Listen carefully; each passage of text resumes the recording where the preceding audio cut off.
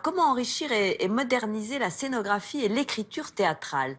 Par l'image et le cinéma. C'est ce que répondent depuis plusieurs années maintenant bon nombre de metteurs en scène, que ce soit Ivo Van Hove pour Les Damnés, Julien Gosselin pour 2666, ou Cyril Teste pour Nobody, ou même, dès 1975, pour le Wooster Group, qu'il a fait de façon expérimentale. Ils ont tous choisi d'accompagner le texte par la vidéo et de renforcer la dramaturgie par un dispositif filmique. Les caméras débarquent sur scène et le gros plan s'invite au théâtre. L'enquête de Sarah Lasserie.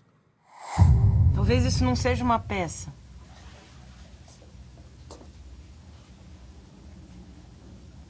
Talvez não seja filme também. Ou talvez sejam as duas coisas ao mesmo tempo.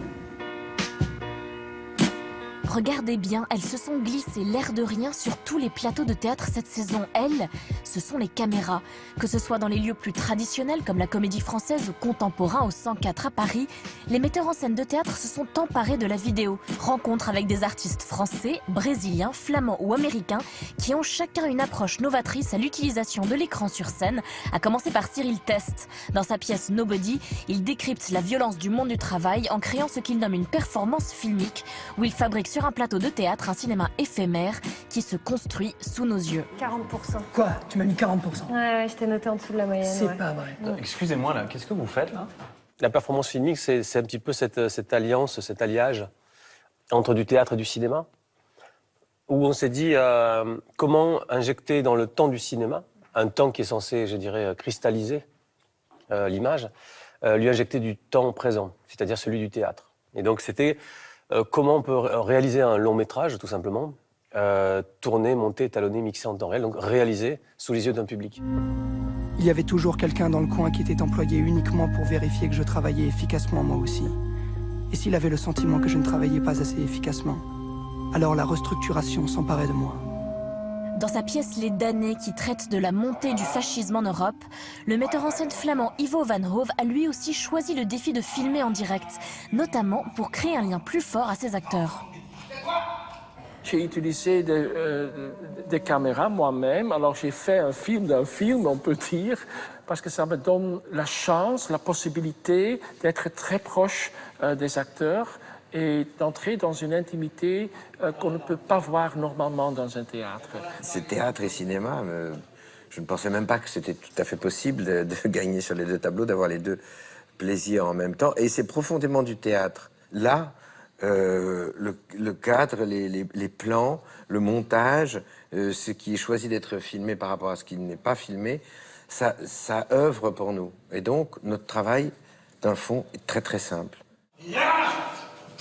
Tu vas devenir comme était ta mère! La même sensiblerie ridicule. Elle refusait de mettre les pieds à l'usine. La chaleur des hauts fourneaux lui donnait le vertige. En adaptant Mademoiselle Julie de Strindberg ou Les Trois Sœurs de Tchekhov, la metteur en scène brésilienne Christiane Jataí se sert de la caméra pour explorer les frontières entre la fiction et le réel, afin d'interroger le rôle du spectateur. Il y a un nouvel espace entre le cinéma et le théâtre. Finalement, le spectateur devient aussi un collaborateur dans le dispositif. Sur scène, je donne de multiples points de vue au spectateur, afin qu'il construise sa propre histoire. Mais à travers l'image filmée, je donne ma version. Mais tout ça ne date pas d'hier. Des précurseurs comme la compagnie new-yorkaise The Wooster Group expérimentent avec la vidéo depuis les années 70, en travaillant notamment avec des archives de films ou de documentaires. Le théâtre convoque les fantômes et nous utilisons la technologie moderne pour transmettre, afin que nos corps soient comme des vecteurs du passé. Dans notre pièce Stone Hall Affair, vous voyez le vestige du documentaire Stone Bloody Hall.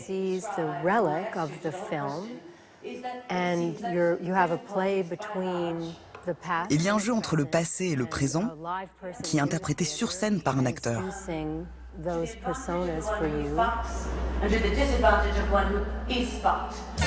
Cette nouvelle génération de metteurs en scène s'approprie les œuvres classiques de façon plus radicale, en apportant leur point de vue grâce à la caméra, en faisant entrer le réel et le documentaire.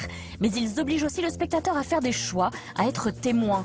Et ce n'est que le début, car en février, Christiane Jataí adaptera la règle du jeu de Jean Renoir à la Comédie Française.